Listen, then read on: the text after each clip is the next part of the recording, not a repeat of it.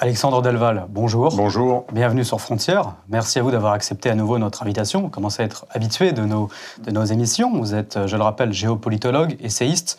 Et par ailleurs, votre dernier ouvrage, Le Nouvel Ordre Post-Occidental, comment la guerre en Ukraine et le retour de Trump accélèrent la grande bascule géopolitique, illustre à merveille ce dont nous allons parler aujourd'hui. Puisqu'Alexandre Delval, vous savez mieux que personne, l'actualité internationale est particulièrement mouvementée en ce début d'année 2026. Venezuela, Iran, Syrie, toute cette question de l'interventionnisme américain, donc de nombreux sujets que nous allons aborder au cours de cet entretien. Donc peut-être pour commencer directement dans le vif du sujet, Alexandre Delval, depuis le 3 janvier 2026, l'opération américaine au Venezuela marque un retour décomplexé de la doctrine Monroe, parfois qualifiée même de corollaire Trump. Comment analysez-vous cette intervention ? Est-ce que c'est un signal fort envoyé aux alliés de l'axe anti-occidental, Iran, Russie, Chine ? Je ne pense pas que ça soit que cela. La doctrine Donroe, qui est la contraction de Donald et Monroe, telle que l'a baptisée la presse américaine et telle que l'a assumée, il est très fort pour ça, Trump, il assume, parfois il retourne une critique en quelque chose de positif. Maintenant, il est très fier de cette doctrine Donroe. C'est pas que l'axe anti-occidental. D'ailleurs, l'Amérique ne raisonne plus en axe occidental ou pro-occidental ou leader de l'Occident. J'affirme dans mon dernier livre, Le Nouvel Ordre Post-Occidental, que l'Occident, qui n'a, à mon avis, jamais existé tel qu'on le définit aujourd'hui, l'Occident est mort. L'Occident, au sens monde libre, uni, avec l'Amérique comme protecteur, cet Occident libéral de Bretton Woods, après les années 45-50, cet Occident-là était une vue de l'esprit, puisque ce n'était plus du tout l'Occident enraciné sur des valeurs chrétiennes, des identités romano, gréco, celtes, etc. C'était quelque chose de totalement factice qui incluait le Japon, qui incluait la Russie, qui a adhéré à l'OTAN dès les années 50, pardon, la Turquie qui a adhéré à l'OTAN dès les années 50. On voit bien que cet Occident qu'on nous a vendu pendant toute la guerre froide, ce n'était pas l'Occident. Ce n'était pas l'Occident enraciné, chrétien, européen, blanc, comme disait De Gaulle. Et donc c'était une vue de l'esprit, mais qui était utile face à l'Union soviétique. Ça permettait de coaguler plein de pays très différents, qui n'étaient pas tous occidentaux. La Turquie n'est pas du tout occidentale. Mais là où, avec Trump, les choses sont plus claires, Trump dit clairement « l'Occident n'existe pas ». Cet Occident global, ce que j'appelle l'Occident global, c'est cet Occident déraciné à partir de Bretton Woods. Ce sont les institutions capitalistes, financières et un vernis de valeurs droits de l'homme ou libérales pour justifier tout cela. Mais cet Occident-là, en fait, il servait uniquement à l'Amérique à justifier et légitimer sa domination d'une partie de l'humanité, mais ce n'était pas le monde, mais avec une prétention globale et mondiale. Cette prétention globale et mondiale a coûté très cher à l'Empire américain et le Deep State, même si Trump l'a critiqué, a accepté un changement de pouvoir avec l'administration Trump II qui veut déglobaliser l'Occident. L'idée, c'est que l'Occident ne soit plus un Occident global et au-delà de l'Occident, déglobaliser l'Empire américain. Je m'explique. Souvent, on est cartésien ou binaire, on dit il y a soit le nationalisme, soit l'impérialisme. Il existe une formule intermédiaire que j'appelle le national-impérialisme, ou la formule nationale-impériale.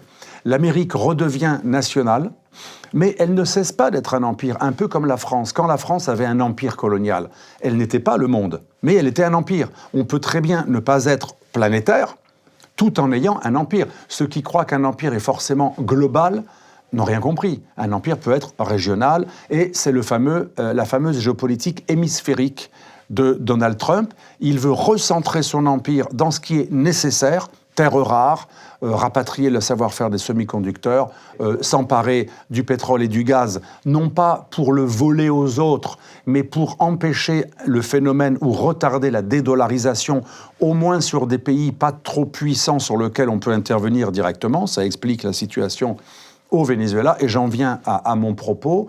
L'idée, c'est une déglobalisation de l'Amérique et de l'Empire américain pour que l'Empire soit plus efficace et qu'il se recentre sur le Moyen-Orient. Contrairement à ce qu'on nous dit depuis 20 ans, l'Amérique n'a pas renoncé au Moyen-Orient, puisque le Moyen-Orient, c'est une fabrique de dollars externes, qui permettent à l'Amérique d'assumer une immense dette. Et en plus, les gens qui vendent en dollars, ils ont trop de dollars.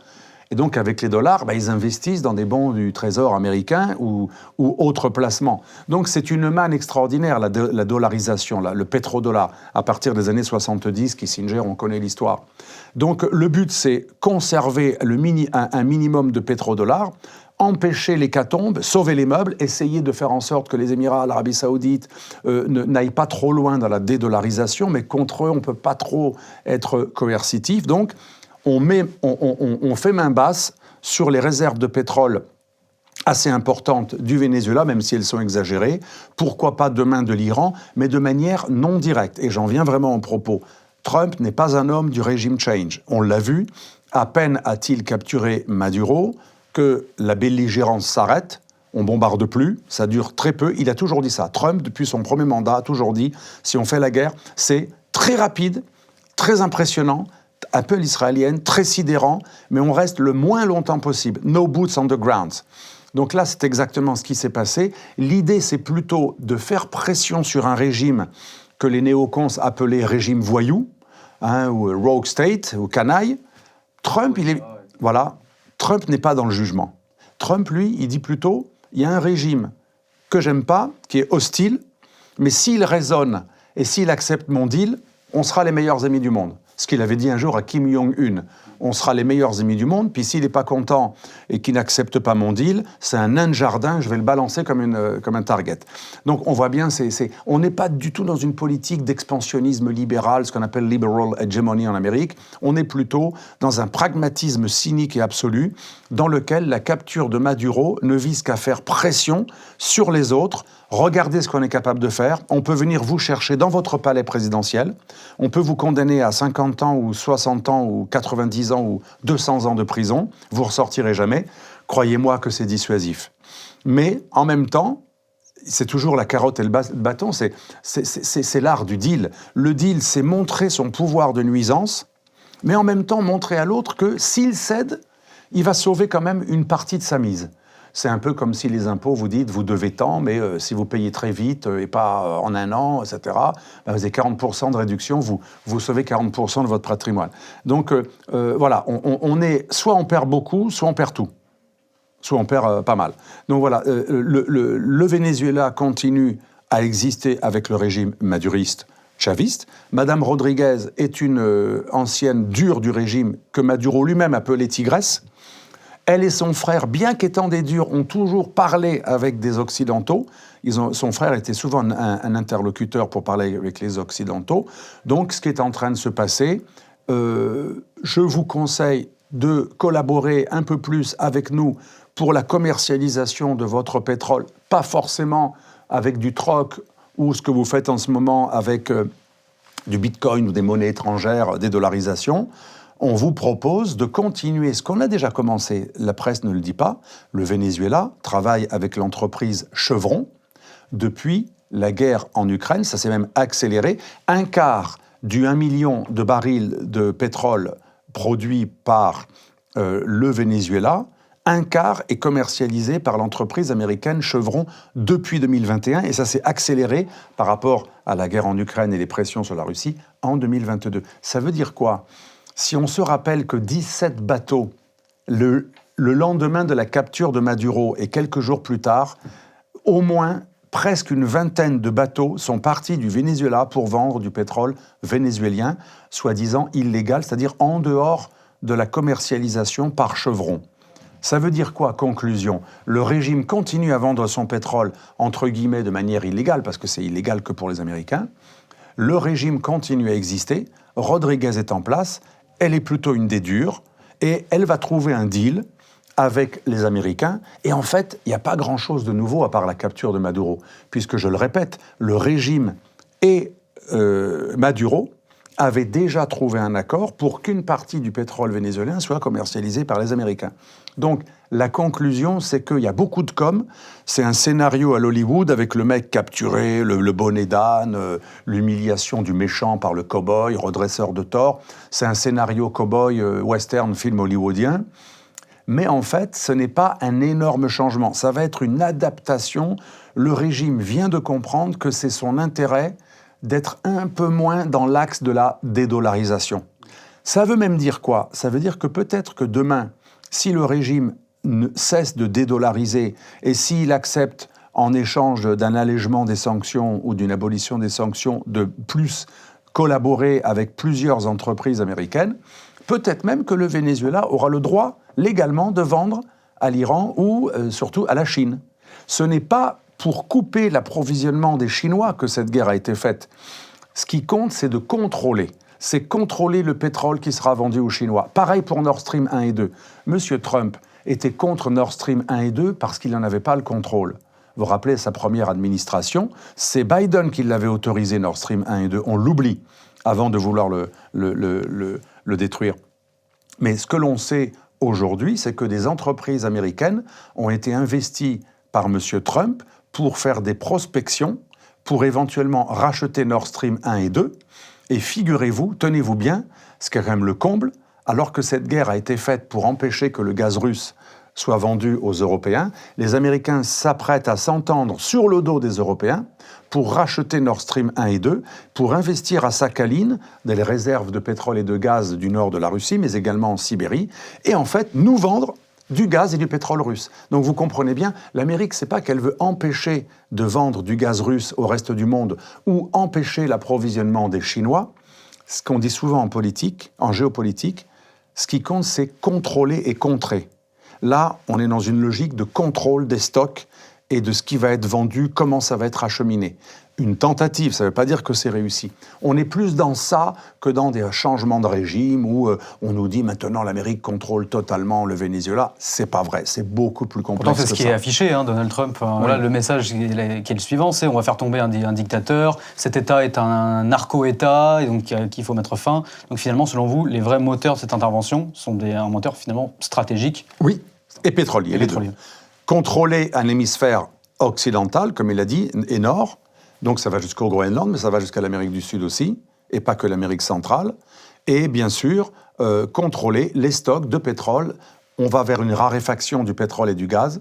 Comme on n'a pas investi au niveau global dans les renouvelables et les smart grids et toutes les infrastructures qui permettent de passer au 100% renouvelable, on va dépendre encore très longtemps du gaz et du pétrole. En tout cas, beaucoup de pays, à part les dindons de la farce européens, les seuls qui sont vertueux. La Chine elle-même, elle est première en renouvelable, mais elle consomme beaucoup de gaz et de pétrole. Et elle veut sécuriser ses routes d'approvisionnement, notamment pour contourner le canal le détroit de Malacca. Elle a fait construire un espèce de passage alternatif par la Thaïlande, le canal de Kra. On voit bien que le pétrole et le gaz restent très importants et l'Amérique, son but, c'est de continuer à contrôler les routes de pétrole et de gaz, d'acheminement, mais aussi les réserves et les stocks, puisqu'on n'est plus dans la nouvelle découverte de pétrole, on est maintenant dans la conservation, le contrôle des stocks restants. Alors cette opération, elle a été évidemment condamnée par de nombreux pays, évidemment la Russie, la Chine, le Brésil, mais également par l'ONU, avec cette question finalement de la violation de la souveraineté. Est-ce que finalement, Alexandre Delval, cette opération, c'est pas un peu comme un précédent dangereux comparable à l'intervention en Irak, au Panama? Qu'est-ce que ça dit finalement c'est un retour à l'interventionnisme américain? Oui. Alors ce qui est certain, c'est que ça nous dit que Trump n'est pas du tout un isolationniste. Les souverainistes européens, pour certains d'entre eux qui ont adoré Trump et qui ont dit c'est magnifique, c'est un anti-interventionniste. Les MAGA, les Steve Bannon, les Tucker Carlson, les McGregor qui ont été un moment un peu enthousiastes, ils ont parfaitement compris. Et je le dis dans mon livre, j'explique, il y a tout un chapitre, numéro 3, qui explique la vraie doctrine de Trump. Trump n'est pas du tout un isolationniste. Il n'est pas non plus un interventionniste comme les néocons. Il n'a pas la folie de vouloir changer les régimes. La preuve, en Iran, il s'est tout de suite empressé de dire « Attendez, le Shah d'Iran, c'est pas sûr qu'il soit représentatif ». Au Venezuela, il a dit « Non, Machado, je la mets pas au pouvoir tout de suite, elle représente pas assez », ni même González. On voit bien qu'il a maintenu, il n'a pas cherché à empêcher le fait que quelqu'un du régime reste au pouvoir. Il est plutôt comme Bush I, vous savez, le père de George Bush II. George Bush fils avait été critiqué par son propre père quand il avait renversé le régime de Saddam Hussein. Rappelez-vous, en 2003, on renverse le régime, mais le père, en 1990, George Bush I, le père senior, lui n'avait pas voulu renverser Saddam Hussein. Il avait voulu garder le régime sous contrôle, mais ne pas le renverser. C'était deux visions totalement différentes. L'un pragmatique, prudent, l'autre voulant tout renverser, et ça a été une catastrophe. Donc Trump est un interventionniste modéré.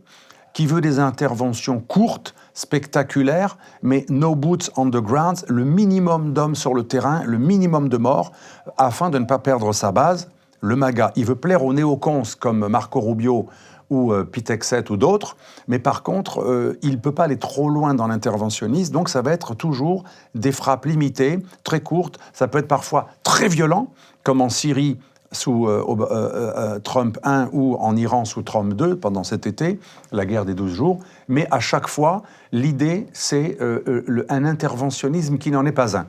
C'est plutôt des interventions éclairs qu'un interventionnisme. On intervient pour mettre un coup de pression, pour faire évoluer dans le sens qui nous arrange des régimes en place que l'on préfère même garder en place que de renverser. Tout ce qui nous intéresse, c'est que le régime en place fasse un deal avec nous, que ça soit un ennemi ou un ami d'ailleurs. Alors finalement, cette opération, quelles conséquences elle peut avoir sur les alliés du Venezuela, tout cet axe Chine, Iran, Russie? Alors moi je pense que la première des conséquences, elle n'est pas forcément à la faveur de l'Europe et des occidentistes et de ceux qui veulent défendre l'ordre international libéral, l'OIL, dont je parle dans le livre, puisque si M. Trump, unilatéralement, en violant tout le droit international, capture un chef d'État en exercice, ça peut donner des idées aux Chinois pour capturer les autorités de Taïwan, ça peut donner une idée aux Russes pour capturer Zelensky ou carrément bombarder le palais présidentiel, même en tuant quelques Américains au passage, parce qu'il est très bien sécurisé.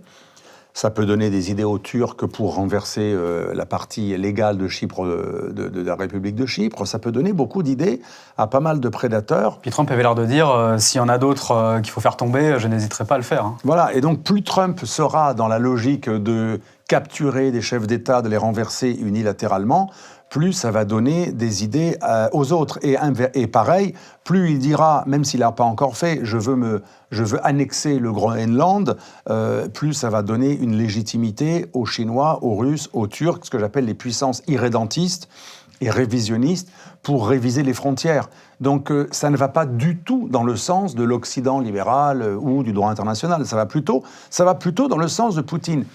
Contrairement à ce qu'on a cru, un bateau russe, fraîchement, d'ailleurs, repeint russe et accepté comme russe, mais qui ne l'était pas au début, parce qu'on peut changer d'immatriculation facilement. Vous savez qu'en étant en danger, ce bateau qui a été arraisonné était déjà suivi par les Américains depuis presque un an.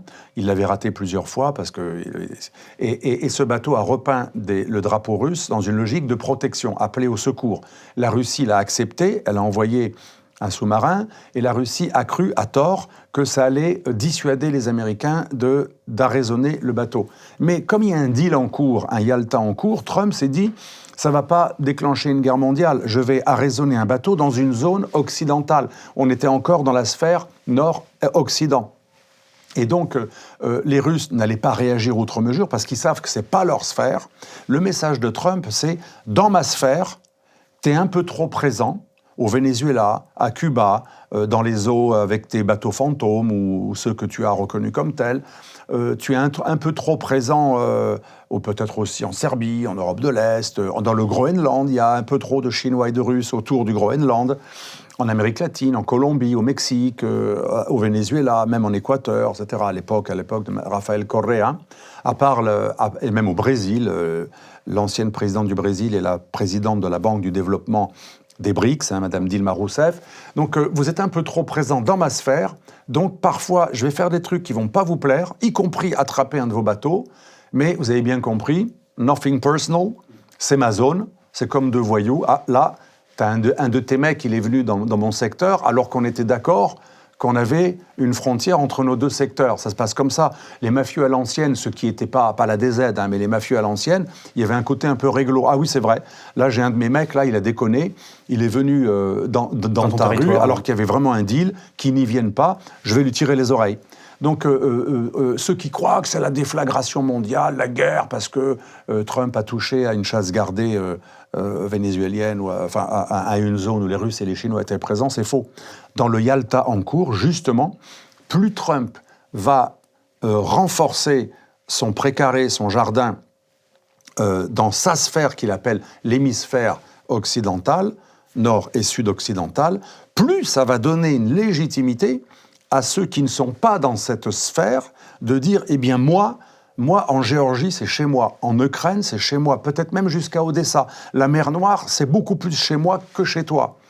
Et donc, ça va accélérer le Yalta en cours. Alors, je le répète, hein, il y en a qui m'ont dit « Ouais, c'est naïf de parler de Yalta. » Ben, bien sûr, c'est pas fixe. On n'est pas encore dans un Yalta, acté.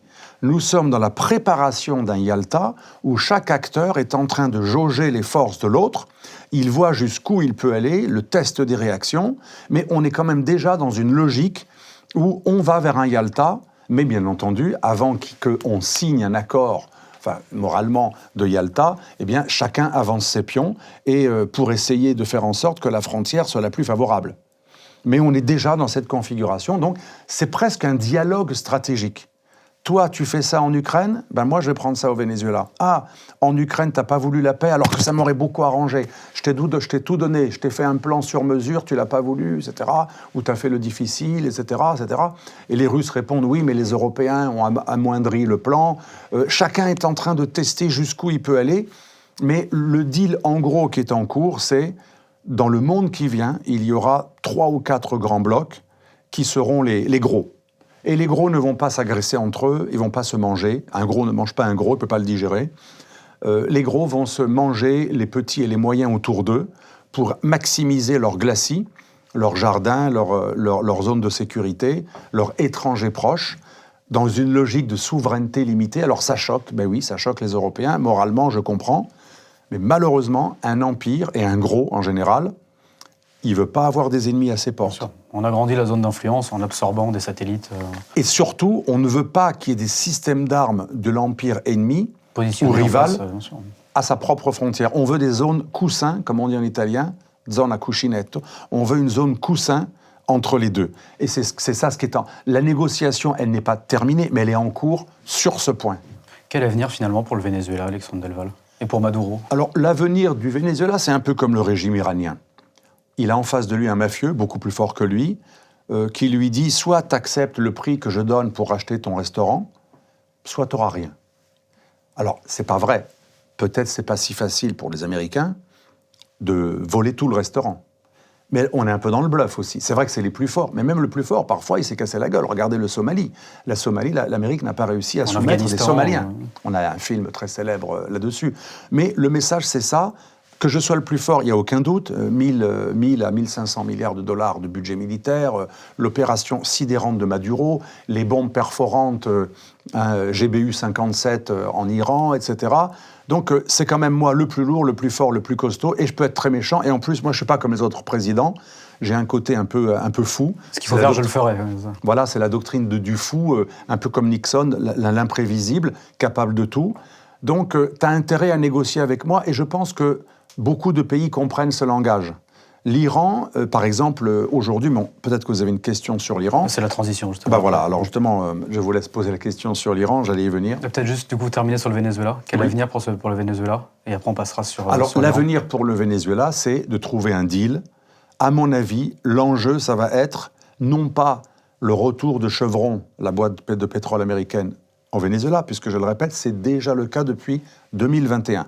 Et beaucoup depuis 2022. Un quart du pétrole vénézuélien est déjà exporté, commercialisé par une entreprise américaine.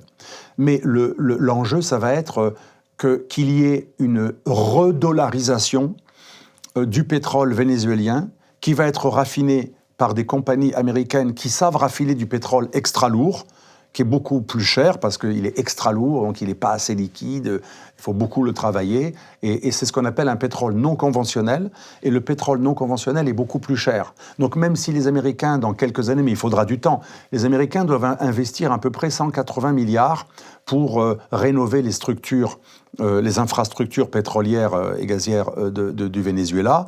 Donc ça va mettre beaucoup de temps avant que tout ce pétrole, qui est 1 million par jour, revienne à 3,5 millions par jour. Et avant que ça ait une incidence sur les prix globaux, il faudra du temps, parce que là, on va y aller très progressivement. Donc l'avenir du Venezuela, c'est un deal qui, progressivement, fasse venir un peu plus de pétrole légalement sur le marché mondial, mais en coopération avec des sociétés américaines et en bonne intelligence avec l'Amérique, qui va décider comment on vend et en dollars.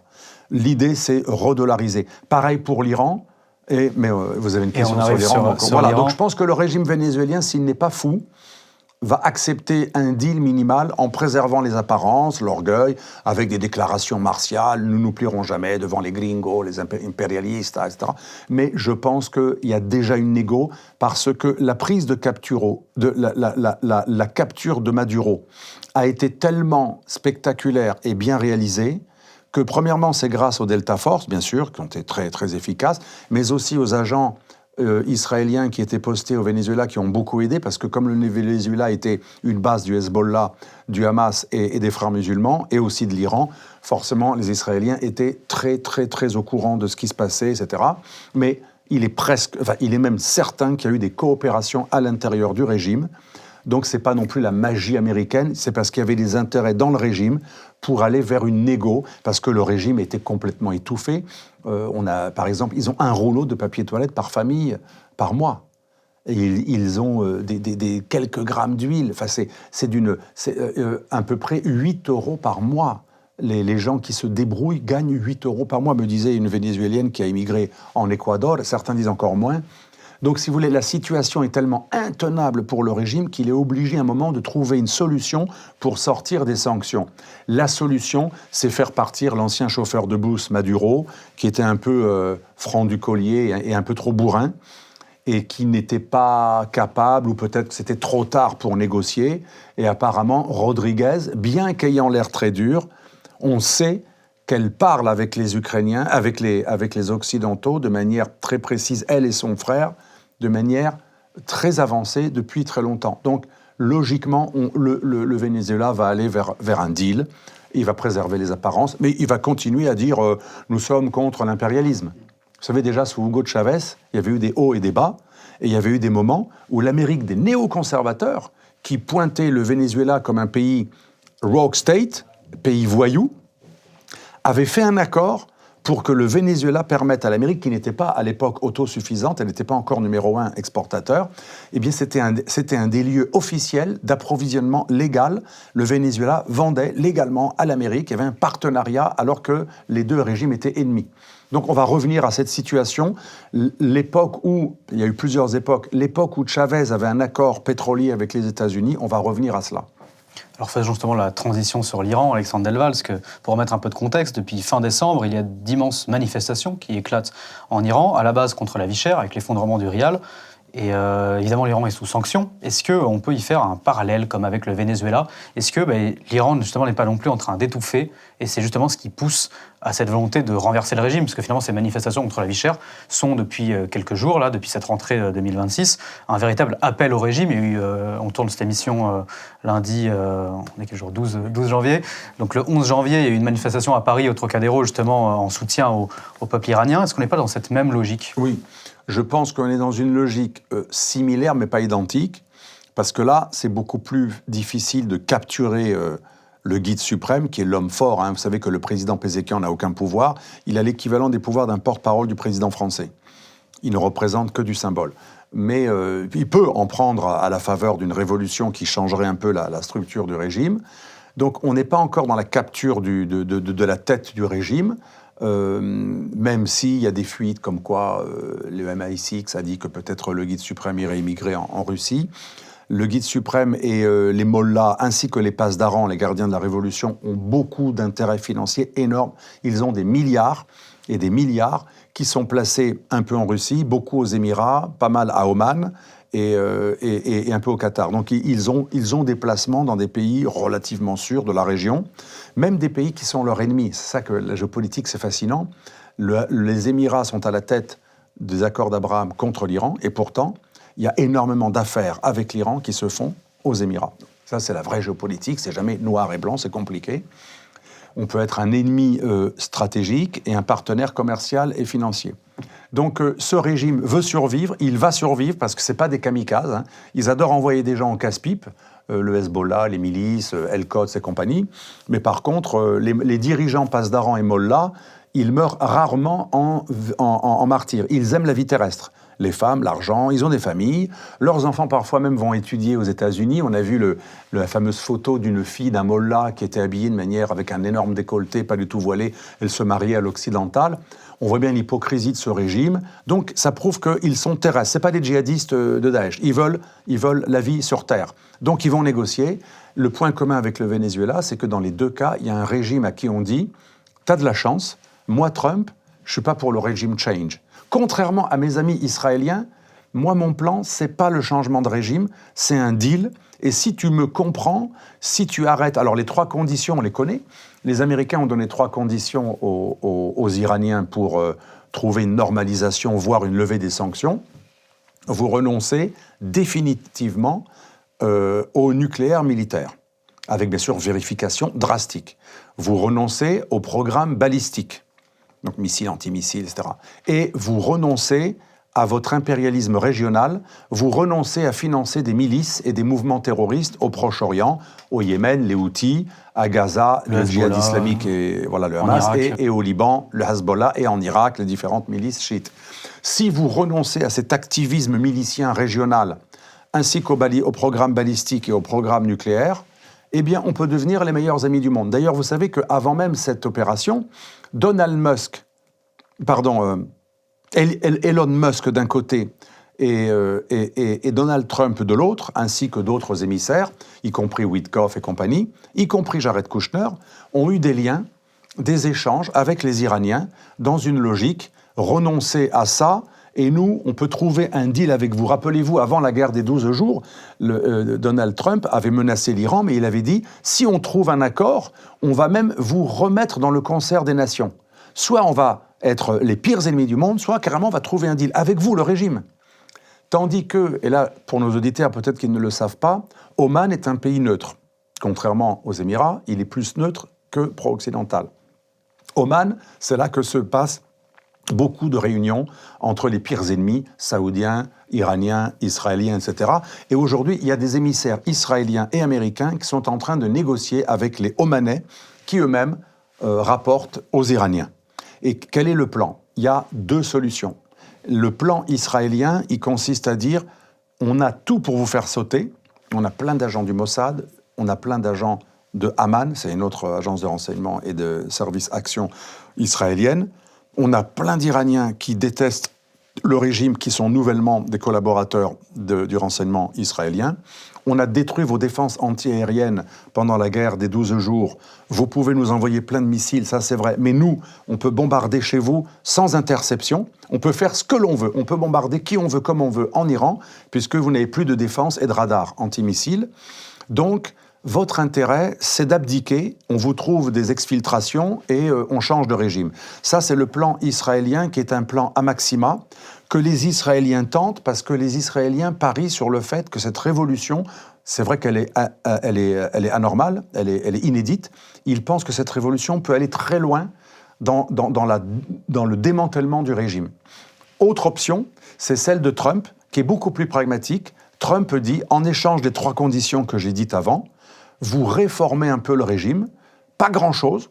Le guide suprême diminue ses pouvoirs, on sort de la théocratie, vous renoncez au programme nucléaire et balistique, vous renoncez à l'activisme des milices dans la région, et on fait un deal Amérique-Iran, que voulait déjà faire Trump depuis très longtemps.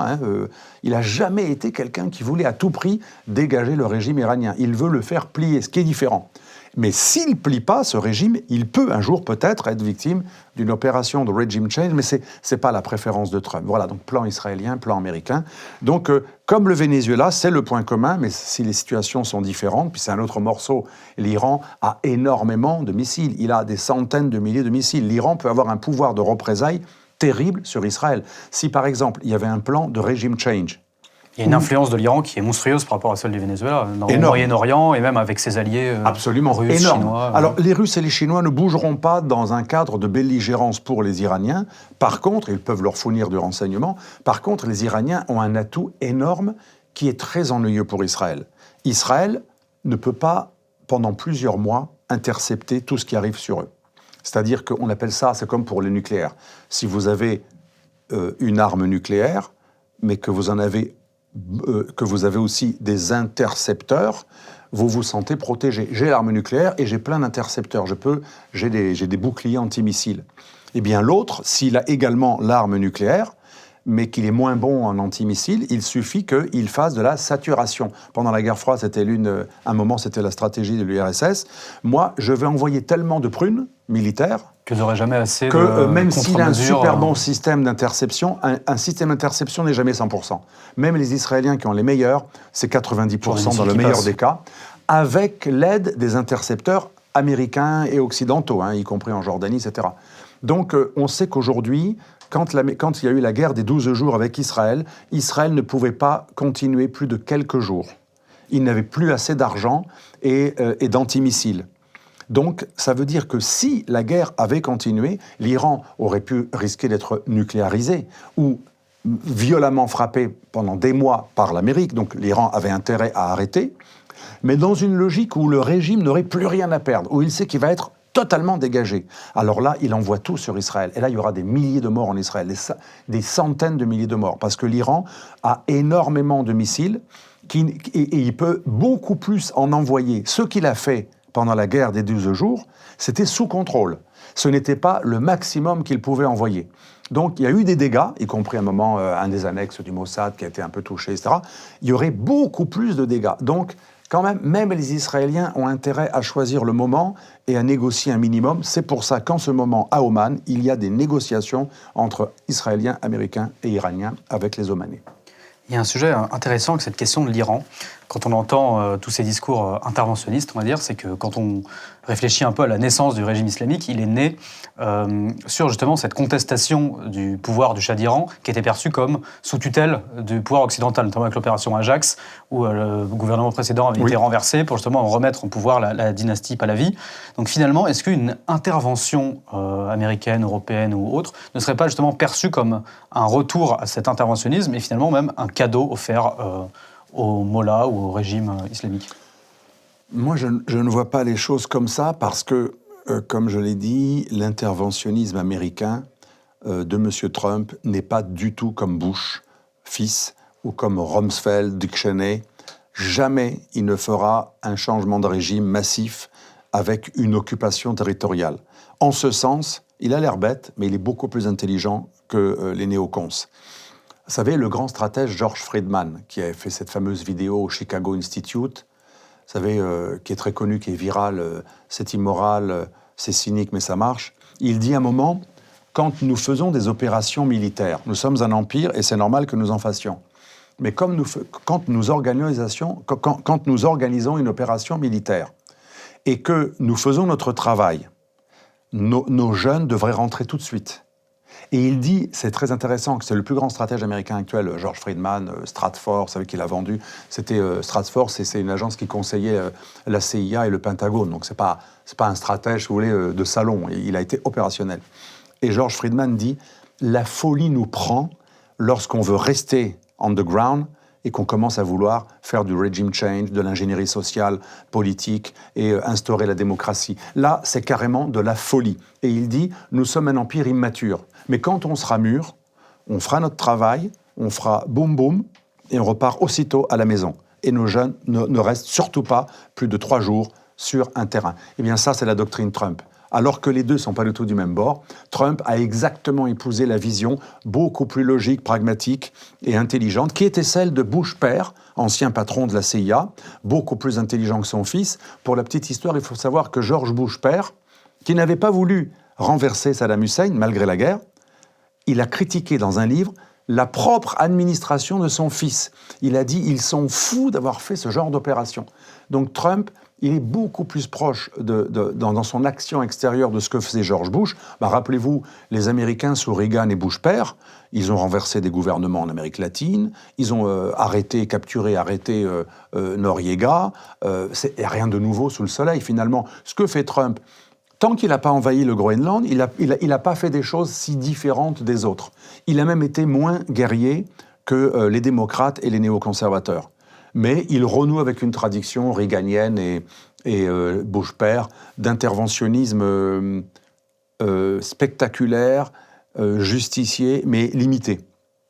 Alors qu'après George Bush père, On a eu une folie sous Clinton et Bush fils, et même sous Obama, on a eu cette folie des régimes change. C'est terminé. L'Amérique a parfaitement compris que dans les régimes change, elle a beaucoup plus à perdre qu'à gagner. C'est beaucoup moins coûteux, on a plus de retour sur investissement, ça déplaît moins aux électeurs si on fait des pressions par capture, par sanctions agrémentées de guerre asymétrique. Parce que ce que prévoient les Américains, ils prévoient d'intervenir en Iran, s'il y a trop de morts. Ça pend au nez, et on a plusieurs plans qui ont été présentés à M. Trump la nuit du 11 janvier. Mais ces plans prévoient des sabotages technologiques, des cyberattaques, des attaques ciblées sur des centres névralgiques des passes d'Aran de l'armée et des institutions politiques, des bombardements aussi sur des infrastructures énergétiques vitales,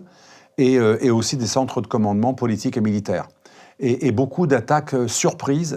Par exemple, Raphaël Yerushalmi, qui est un ancien officier supérieur de l'organisation Aman, qui est, comme la CIA, une des agences de renseignement et d'action qui fait beaucoup d'élimination d'ailleurs d'Israël. Il disait lui-même l'opération des talkie-walkie et des beepers contre le Hezbollah qui a été extrêmement impressionnante, prévue 17 ans plus tôt. Ils ont mis 17 ans à mettre en œuvre tout ça, avec des fausses sociétés, des vraies fausses sociétés, des vrais appareils truqués, etc. Eh bien, il dit, ce n'est rien à côté d'une panoplie de plans du même type que nous avons prévus depuis des années et qui sont aujourd'hui sur le point d'être réactivés. Donc il faut savoir que les Américains, comme les Israéliens, en coopération parfois non, mais souvent oui, ont des plans de guerre asymétriques. Donc il y aura du létal, des morts, des sabotages, mais pas dans le cadre d'une invasion et d'une occupation. Ce qui est beaucoup plus intelligent et beaucoup plus efficace, et ce qui peut tellement affaiblir le régime qu'il peut s'écrouler sur lui-même. Par contre, la pire des choses, à mon avis, aujourd'hui, serait une opération d'occupation qui pourrait ressouder les nationalistes autour du régime. Alors qu'aujourd'hui, certains nationalistes sont prêts à lâcher le régime des mollahs. Une sorte de négo. Qu'est-ce que vous pensez de la figure de Reza Pahlavi, le fils du dernier Shah d'Iran exilé, qui appelle finalement à intensifier les manifestations et à hisser le drapeau antique de l'Iran avec le lion et le soleil? Alors, pas mal de manifestants brandissent son drapeau. Rappelons tout de même que les 25% des Iraniens sont d'ethnie et de langue azérie. Les Azéris, ils sont chiites, mais ils sont turcophones. C'est les cousins des Turcs, c'est les frères des Azéris.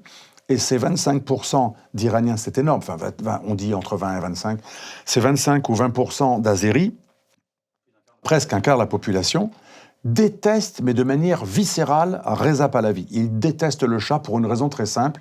À Tabriz, dans leur ville phare, il y a eu d'énormes persécutions avec des massacres à l'époque du Shah.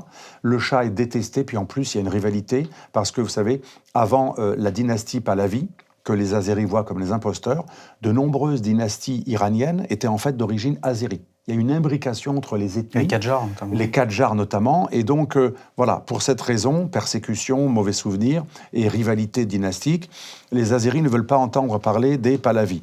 Deuxième chose, 30% de la société iranienne reste pro-régime.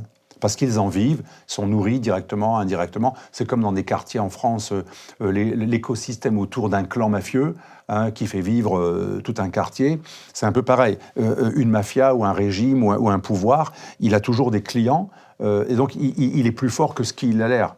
Il y a quelques passes d'Aran, mais il y a des millions d'Iraniens qui mangent au râtelier. Ils ont des miettes, mais c'est mieux que rien. Et donc ceux-là, ils sont nourris par le régime, alors que le reste de la population est dans une misère terrible, alors que c'est un pays qui a 200 000 ingénieurs par an, qui est très évolué, qui est très instruit, qui a une grande bourgeoisie, une grande classe moyenne. Donc, pour revenir à Pahlavi, pour conclure, moi je l'ai rencontré il y a quelques années, dans un contexte, je ne testais pas en privé, mais on a pu parler avec lui. J'ai vu un homme très policé, qui parle très bien anglais, qui parle très bien français, on voit qu'il a été incontestablement, quand il était jeune, préparé pour être un prince et un futur régnant. Même s'il est parti à 20 ans, qu'il n'a jamais régné, il a cette formation qu'ont les princes. Vous savez, c'est quelque chose d'unique qu'ont ceux qui sont nés pour gouverner. Et donc, il est très intéressant. Il est assez humble. Son intelligence, mais depuis longtemps, ça fait au moins 15 ans qu'il a cette stratégie, c'est de ne pas se présenter comme futur gouverneur, ni même et encore moins comme futur roi, parce que le Shah, Shahin Shah, c'est le roi des rois, hein, il prétend pas être un roi. Il dit depuis des années, mais au moins 15 ans, je crois même 20 ans, je ne serai que l'élément fédérateur d'une société que je sais qui n'est pas toute favorable à la monarchie. Donc je les préviens, je ne souhaite pas régner, je régnerai que s'il y a un consensus comme le demande, mais je vais surtout réunir, c'est mon devoir d'héritier de la dernière couronne, presque l'intérêt national, je vais essayer de réunir tous ceux qui m'aiment pas, qui sont différents ou pas de moi, pour être un intermédiaire, peut-être pour une transition vers une démocratie, et ensuite il y aura des référendums, des votes, et le peuple iranien décidera s'il veut la monarchie, la république, un système, etc. Voilà, et donc ça c'est intelligent, parce que du coup, ça passait mal. Hein. Il y a encore 20 ans, ça passait mal, personne ne le croyait. Mais à force qu'il y ait des révolutions, 2009, 2017, 2021, 2023, etc., là on est à la 6e, à force qu'il y ait des révolutions, on appelait ça révolution verte, après...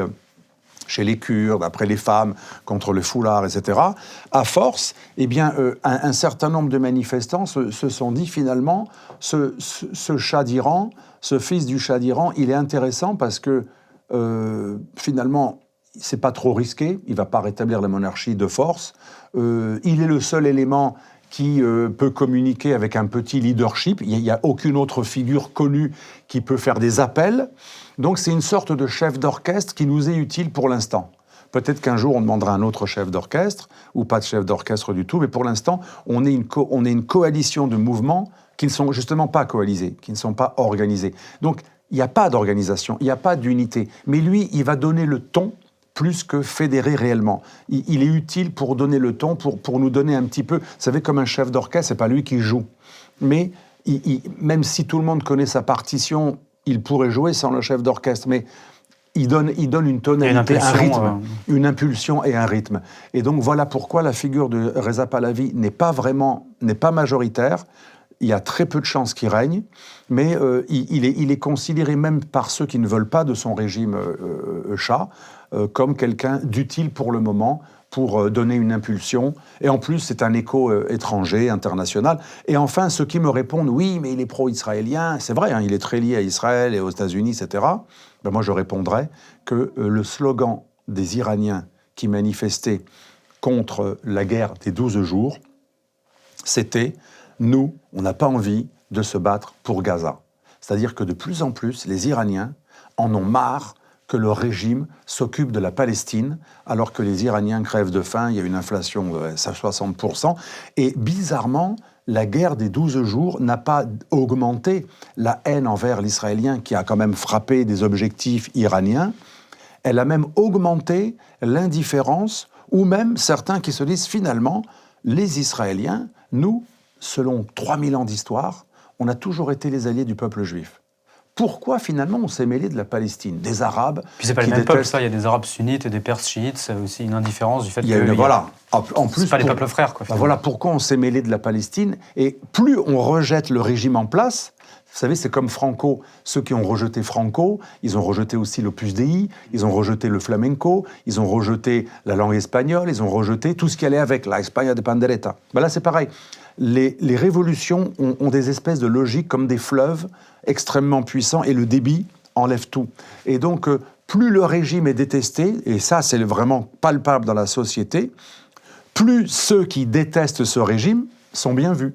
Donc, contrairement à certains pays arabes, et bien sûr contrairement à l'Irak, tant que ce n'est pas une invasion humiliante et arrogante avec une occupation, une intervention sporadique d'Israël ou des États-Unis grille beaucoup moins l'image du Shah qu'il y a 10 ans. Si vous voulez, plus le temps passe, plus la société iranienne se dit « ils nous emmerdent, les mollahs, à chaque fois on se fait bombarder par Israël, alors que si on ne se mêlait pas de la guerre à Gaza, eh bien finalement, dans la longue histoire, le peuple iranien n'a jamais eu de problème avec le peuple juif.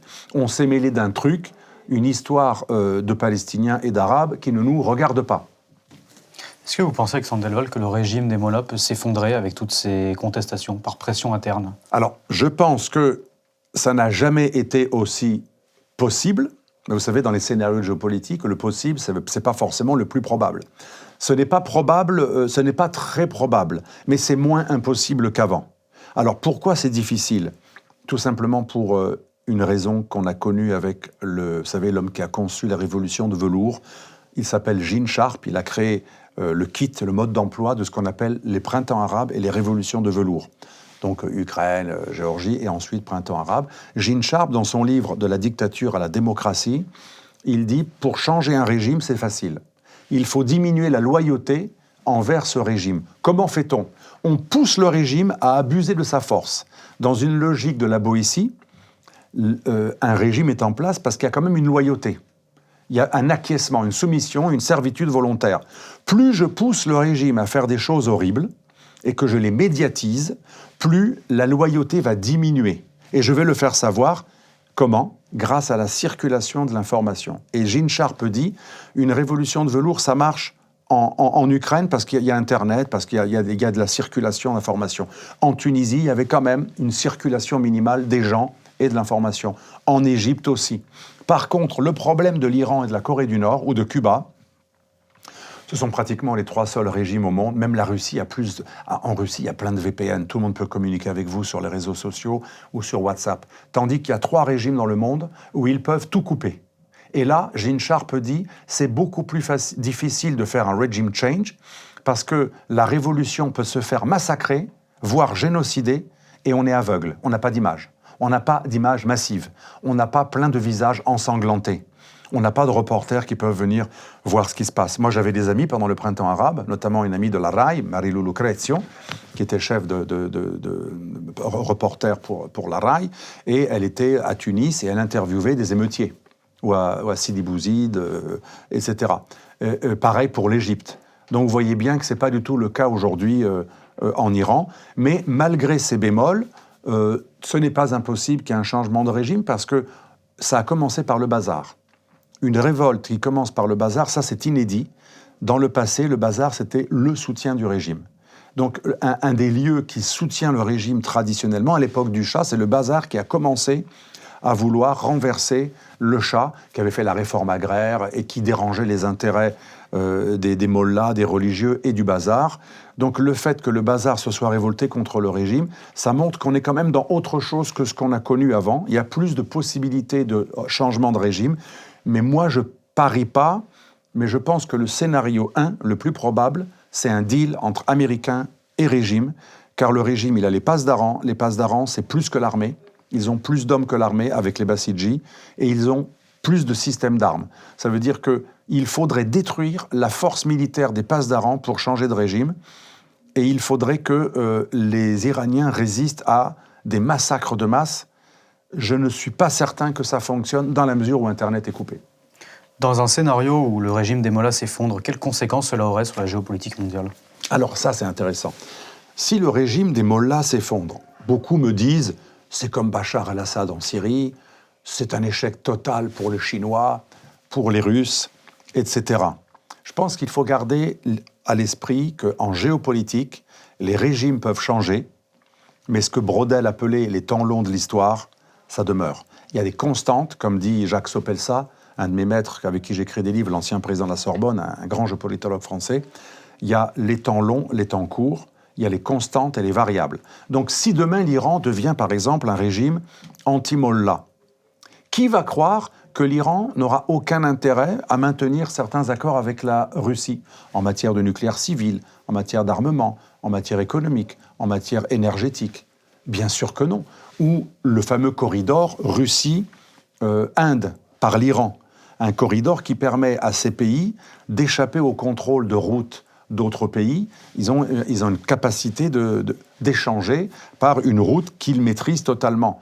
Ça, c'est des intérêts extrêmement importants. L'Inde ne va pas regarder le régime. L'Inde va se dire, ça reste l'Iran. C'est l'Iran, il est toujours à côté de moi, la prégnance de la géographie. De même pour la vente de pétrole à la Chine. Est-ce que l'Amérique va empêcher la vente de pétrole iranien à la Chine ? Non. Elle va faire un accord dans un futur régime dans lequel les Américains contrôleront une partie de la vente de pétrole, vont la redollariser.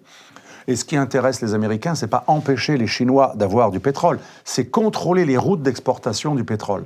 Donc vous voyez, certaines choses vont rester. Et de même que la Russie n'a pas perdu ses bases en Syrie, contrairement à ce qu'on avait avancé, la Russie gardera des pions au Venezuela, en Amérique latine et en Iran, d'une autre manière, et les Américains contrôleront plus. Les Américains vont contrôler, ils ne vont pas forcément couper. Pareil pour Nord Stream 1 et 2, les Américains ne veulent pas couper l'Europe de Nord Stream. Ils veulent contrôler les flux de gaz russe vers l'Europe avec leurs compagnies qui seront associées à des Russes. Ce sera en partenariat. Donc la géopolitique du deal, comme le veut Trump, ce n'est pas aussi bête, aussi binaire que du blanc et du noir. C'est de la négociation, de la transaction. D'ailleurs, la géopolitique de Trumpienne, elle est hémisphérique, partage du monde, et elle est transactionnelle. Alexandre Delol, faisons maintenant la transition avec la Syrie. Peut-être en restant cette question de changement de régime, il y a eu des violents affrontements ces derniers jours, notamment à Alep, avec les communautés kurdes. Donc ce samedi, les Kurdes ont fui totalement Alep. Qu'est-ce que ça dit justement de cette volonté du nouveau régime syrien de s'ancrer en fait en Syrie? Qu'est-ce que ça dit de cette stabilité qu'ils cherchent à avoir finalement? Alors, vous avez tous suivi l'actualité des quartiers de Cher Moksoud et Ashrafi à Alep, où les Kurdes ont été littéralement évincés, purification ethnique, minimum 200-300 morts. J'en parlais avec Randa Kassis, qui est une opposante syrienne, qui justement est proche des Kurdes et des Alaouites et des minorités en général. Elle gère la plateforme des minorités. Elle a été interlocutrice des Russes et des Iraniens et des Turcs pour Astana, pendant la guerre civile syrienne. Et elle me disait que ce qu'il se passe est à la fois catastrophique, la persécution régulière des minorités religieuses, alaouites, chrétiennes, druzes, on l'a vu cet été, depuis mars 2025 et jusqu'à l'été et à la rentrée. Maintenant, ce sont des Kurdes qui sont victimes d'une purification ethnique. Alors, on a deux grands groupes qui ont fait la purification ethnique des Kurdes à Alep. On a Amshad et Hamza, deux milices qui sont très aidées par les Turcs. Et Hamza, d'ailleurs, était connu pour des crimes particulièrement importants qui ont été condamnés par l'ONU, crimes contre l'humanité. Elle faisait partie de la coalition de l'ALS, qui est devenue ANS, qui est l'un des deux grands groupes qui ont pris la Syrie avec le HTS de Jolani. Et aujourd'hui, ce qui se passe, c'est que plus que jamais, Jolani a fait une erreur en refusant un deal avec les Kurdes. Les Kurdes disaient, vous savez que les Kurdes ont le nord-est de la Syrie, on pourra montrer une carte si vous voulez, beaucoup plus qu'ils avaient avant. À la faveur de la guerre civile syrienne, les Kurdes de Syrie ont multiplié par 5 ou par 4 leur zone territoriale. Ils ont un quart de la Syrie, alors qu'ils avaient des petites bordures dans le nord et le nord-est. Et donc, ce Rojava, qui est le Kurdistan syrien, avait proposé un deal à Jolani. Donc, son nom de guerre, Jolani, son vrai nom, El Shara, l'homme fort, coupeur de tête modéré qui est arrivé au pouvoir à la faveur de l'aide ukrainienne, américaine, turque et qatari, et occidentale en général. Et il proposait un deal, on accepte de faire partie de la Syrie, parce que vous savez que les Kurdes de Syrie étaient indépendantistes, ils voulaient le Rojava libre. Entre-temps, leur chef historique, qui est en Turquie, qui est emprisonné, Öcalan, a remis les armes, il y a eu du changement. Mais les Kurdes de Syrie veulent quand même préserver leur acquis. Ils ne veulent pas laisser leur territoire. Ils ont créé des associations avec des Arabes, dans le cadre des FDS, des Forces démocratiques syriennes. Et ils veulent mais c'est les Kurdes le cœur, ils veulent continuer à contrôler le Kurdistan syrien. Et ils ont dit à El Shara, le président autoproclamé de Syrie, qui prétend qu'il fera les élections dans 5 ans, mais il n'est pas pressé, très très démocratique, tout ça, il est arrivé par des opérations terroristes, à partir d'un fief terroriste d'Al-Qaïda. Et il fait massacrer des gens, mais c'est jamais lui, ce sont des miliciens, c'est pas lui. Mais j'ai nommé ces milices, Amshad et Hamzat, c'est parfaitement vérifiable. Elles font partie des forces de sécurité que le régime a mis en place avec des gens d'HTS. HTS, c'est Hayat Tahrir el-Sham, c'est-à-dire l'ancien Al-Qaïda en Syrie, El-Nosra. Tous ces gens, les forces de l'ANS, Hamza, Amshad et les gens de l'HTS, donc des anciens d'Al-Qaïda et de Daesh recyclés par Jolani, sont en train de littéralement purifier ethniquement tout l'ouest de la Syrie de tout ce qui est kurde, et en refusant de négocier avec les Kurdes une fédération, voilà ce que proposaient les Kurdes du gouvernement autonome du Rojava. Les Kurdes disaient « Donnez-nous un statut d'autonomie, on préserve notre contrôle sur certains puits de pétrole, on va s'arranger pour partager, et on garde un contrôle sur l'administration, on sera un État dans l'État, mais formellement, on accepte de faire partie de la Syrie, même de prêter allégeance à Damas, mais vous nous laissez des garanties de sécurité et vous mettez dans le système central un certain nombre de Kurdes. Les Kurdes doivent faire partie du pouvoir. Joulani avait dit oui, ensuite il a dit non, et là il a définitivement dit non, et mieux, il a fait massacrer des Kurdes à Alep. Donc le message, c'est aucune négociation avec les Kurdes. Donc c'est peut-être une erreur fatale qu'a fait Shara, parce que les Druzes sont en train de s'équiper, les Alaouites pourraient commencer à se rééquiper dans leurs montagnes, et les Druzes, eux, sont carrément aidés par les Américains, mais surtout par les Israéliens, et les Israéliens peuvent vraiment aider les Druzes. D'ailleurs, les Druzes ne sont pas trop attaqués en ce moment parce qu'Israël a menacé, et Israël a déjà frappé des voisinages du palais présidentiel syrien en montrant « vous touchez aux Kurdes, Israël carrément détruit Damas ». Donc les Druzes sont très aidés militairement par les Israéliens, et les Kurdes, eux, ils sont aidés partout où ils peuvent. Ils sont capables même de prendre des armes auprès de l'Iran, de l'Irak, ils ne sont pas très loin de l'Irak. Donc les Kurdes peuvent s'armer, ils sont armés. Les forces de défense kurdes ont 100 000 hommes. Ils appellent ça des militants, pardon. Un chef kurde me disait, ce sont des militants. Pour mon livre, j'ai interrogé d'ailleurs 2 chefs kurdes, un représentant extérieur et aussi un ambassadeur irakien, Barzani, qui représente une grande famille kurde. Et il m'expliquait tout ça. C'est très compliqué, les Kurdes. Ils sont également très divisés. Mais, en gros, même s'ils sont divisés, même s'ils n'ont plus le chef turco-kurde, Al-Chalan, ils sont dans une logique de survie. Et un leader kurde qui représente les Kurdes syriens à l'extérieur, donc en Europe, me disait, nous, s'il n'y a pas un deal où on préserve nos garanties de sécurité dans notre zone, c'est très simple, c'est une logique de survie. Nous ferons n'importe quoi pour protéger les nôtres dans notre dernier fief, puisqu'on a perdu le nord-ouest, le nord-est. Et là, on ira jusqu'au bout. On a 100 000 hommes, c'est-à-dire qu'ils ont plus d'hommes que Joulani. L'homme qui a pris Damas, grâce aux forces de la Chambre des opérations du Sud, pour ceux qui connaissent, la Chambre des opérations du Sud, c'était eux qui vraiment ont pris Damas, avec Aouda, le fameux chef du Sud, Aouda, mais HTS a raflé la mise, a fait croire qu'il était le chef de la rébellion, mais en fait, le HTS de Joulani n'a que 35 000 hommes. Avec l'ANS, ils arrivent à moins de 90 000 hommes.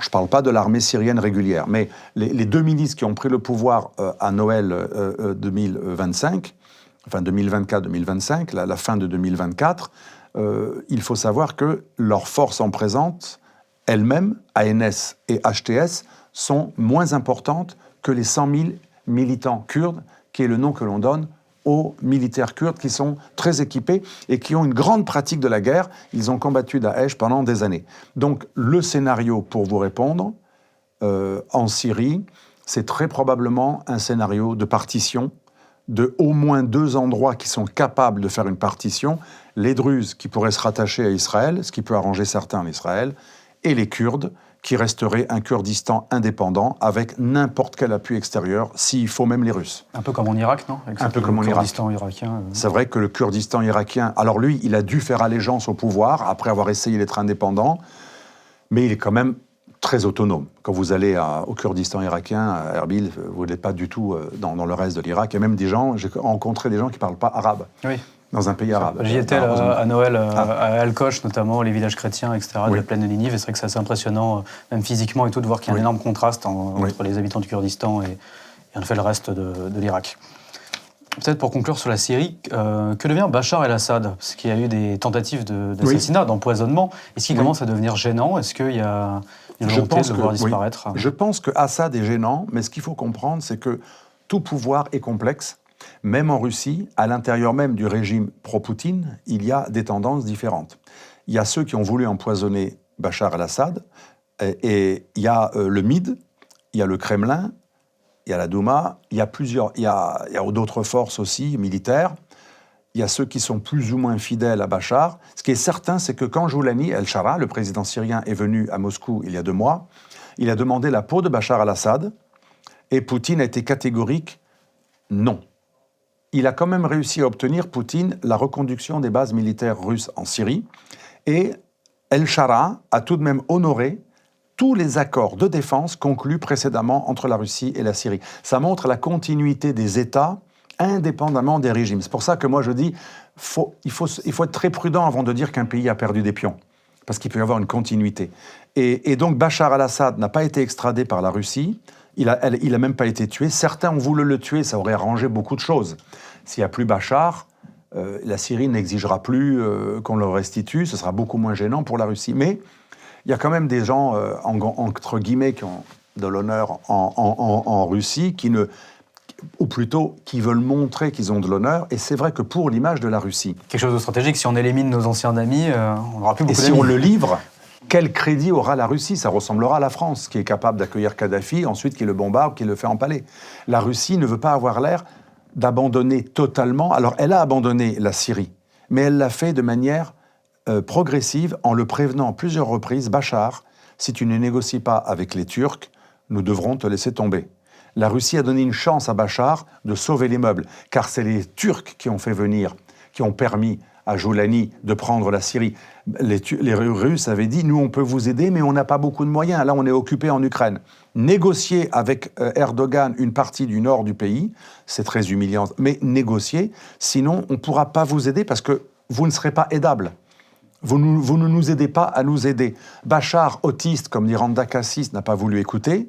Il a beaucoup de qualités, mais il a aussi des énormes défauts. Il est complètement autiste. Il n'écoute jamais son propre intérêt. Et il est connu pour cela. C'est l'homme le plus difficile à aider. Les Russes en peuvent plus.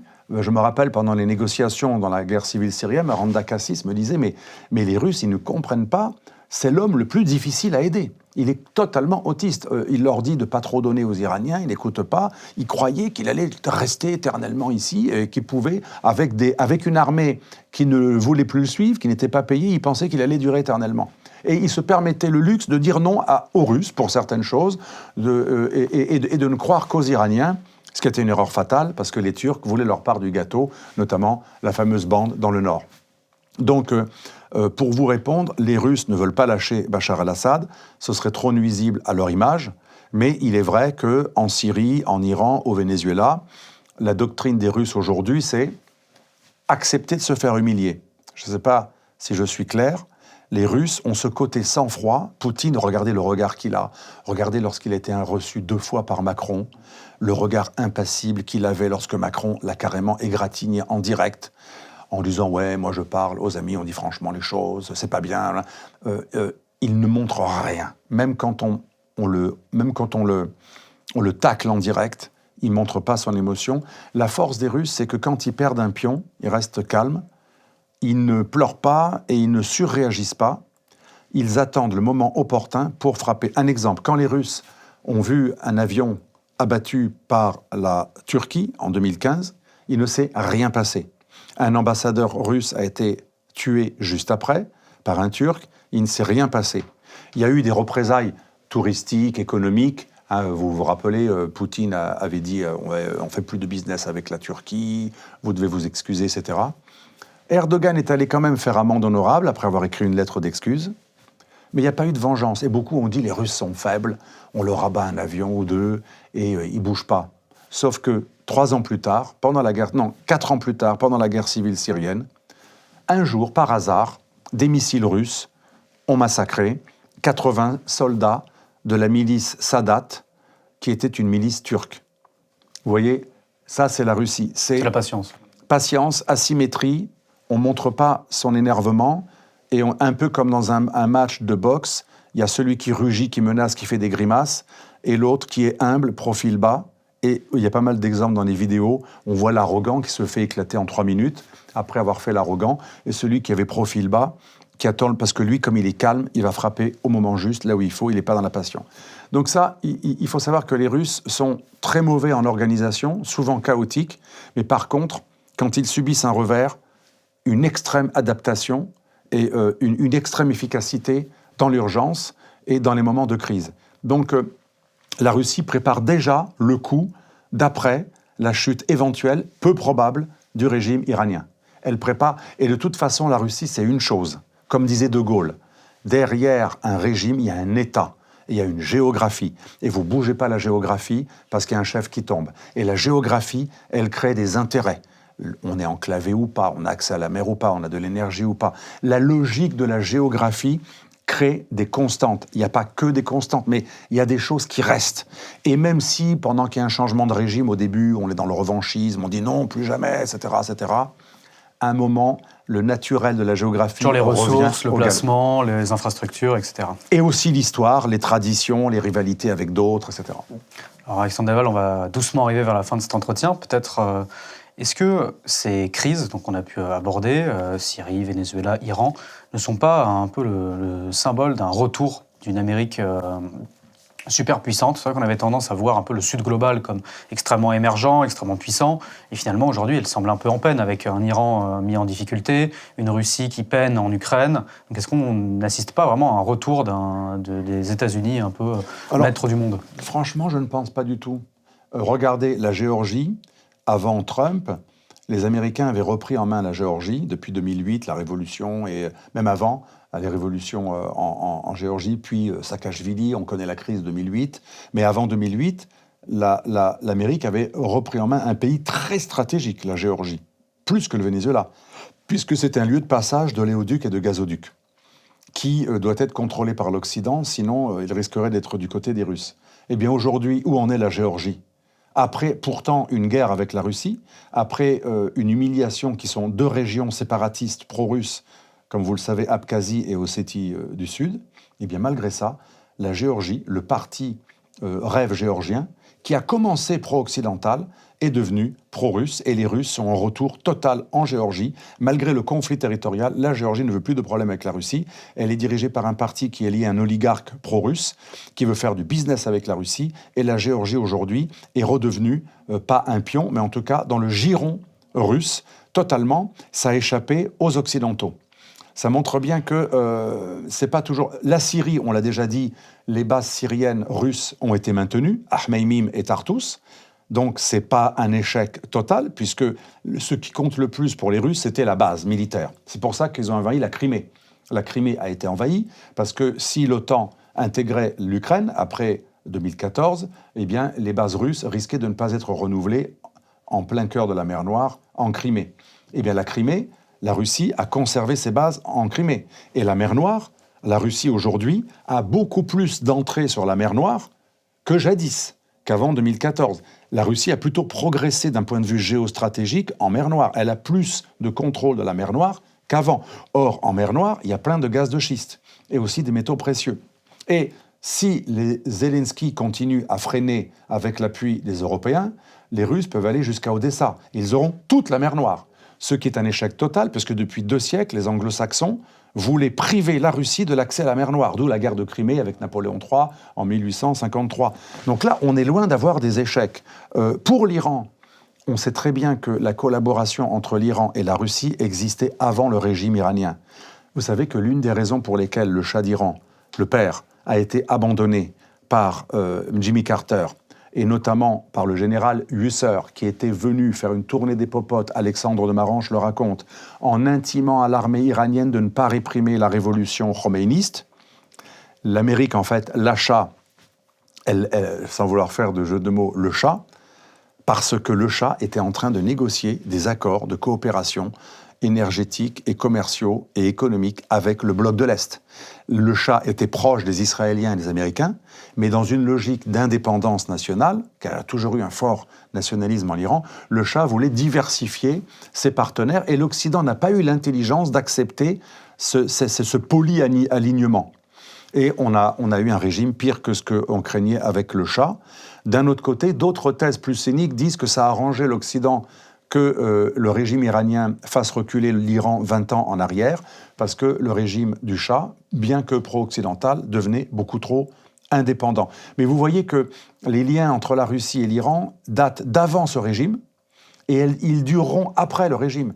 Il n'y a aucune raison pour que l'Iran coupe tous les ponts avec la Russie. La Russie, peut-être après 1 ou 2 ans de gestation, retrouvera des chemins de coopération avec l'Iran.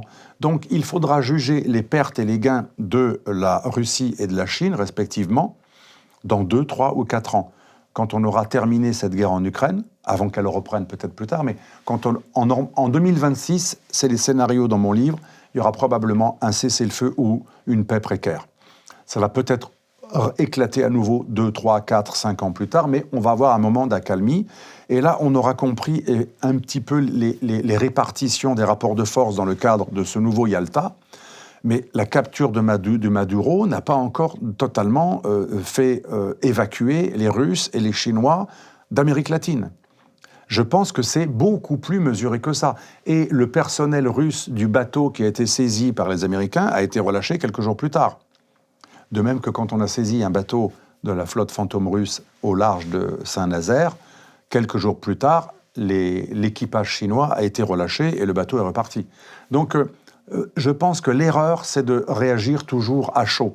L'Amérique revient en force, ça c'est clair, avec des démonstrations de nuisance et de force impressionnantes, mais tout a toujours un effet pervers. La volonté d'annexer le Groenland, voire de maquer totalement le Venezuela, la Colombie, le Mexique et Cuba, etc., crée une sorte de légitimité pour que la Russie et la Chine s'emparent respectivement de plus d'Ukraine et de Taïwan. Donc il y a le côté pour, l'Amérique a l'air de se renforcer et d'humilier un petit peu le tandem russo-chinois, notamment en frappant ses proxys ou ses alliés moyens, Iran, Venezuela. D'un autre côté, cette volonté trumpienne d'être le chef dans sa zone précarée Moyen-Orient, pétrodollar, et dans l'hémisphère occidental, donne un encouragement aux Chinois et aux Russes, eux, de frapper très fort dans leur zone, et probablement avec un blanc-seing américain. Et finalement, que devient l'Europe dans tout ça? Parce qu'elle semble complètement effacée de ces grands bouleversements géopolitiques. Oui. Est-ce que finalement l'Union européenne et ses États membres n'apparaissent-ils pas comme des simples spectateurs de tout ça, ou voire même peut-être des vassaux dans ce nouvel ordre post-occidental? Votre question m'intéresse, c'est presque risible, ou à pleurer, si on est patriote, parce qu'aujourd'hui, la coalition des volontaires, si on est vraiment cynique, au sens de réaliste, qu'est-ce que veut la coalition des volontaires? Payer pour les Ukrainiens, armer les Ukrainiens, donner des garanties fiables, alors qu'en fait, une garantie n'est jamais fiable. On va revenir là-dessus. L'histoire des jeux politiques nous montre que les garanties ne sont jamais fiables. Un pays ne va jamais mourir pour quelqu'un d'autre s'il n'a pas lui-même une bonne raison. C'est pas par honneur, par honorer la parole, l'écrit. Alors un écrit, Talleyrand disait ce que c'est qu'un écrit, hein, et d'autres, un écrit, on peut tout faire avec un bout de papier. Quelle naïveté de croire que les engagements, que les écrits, les binding agreements, les traités nous engagent. Il n'y a qu'une seule chose qui compte en relations internationales, c'est les rapports de force, et une grande partie d'entre eux, même s'il y a aussi des multinationales, sont des États. Et les États n'ont pas d'amis, ils n'ont que des intérêts. De Gaulle disait, si la France doit faire une guerre, ça doit être la sienne. Donc, je ne pense pas du tout qu'on soit dans une configuration aujourd'hui autre qu'un nouveau Yalta. Nous sommes dans une redistribution des rapports de force. Il ne faut tirer aucune conclusion et rester extrêmement prudent. Merci beaucoup, Alexandre Delval. Merci à vous. Entretien. Je rappelle à nos spectateurs, s'ils veulent poursuivre l'étude de ces sujets, que votre ouvrage « Le nouvel ordre post-occidental. Comment la guerre en Ukraine et le retour de Trump accélèrent la grande bascule géopolitique » est en librairie, en kiosque, et nous mettrons évidemment le lien en description si vous voulez vous le procurer. Merci. Depuis des mois, une mécanique s'est mise en marche. À l'approche des élections présidentielles, l'État ne se contente plus de gouverner. Il surveille les médias, les classe, les labellise. Au sommet, l'Élysée affirme vouloir protéger la démocratie. En réalité, il redéfinit qui a le droit de parler. La logique est simple, les bons médias d'un côté, les autres mis sous pression. CNews, première chaîne d'information de France, est la cible la plus visible, mais elle est la face émergée de l'iceberg.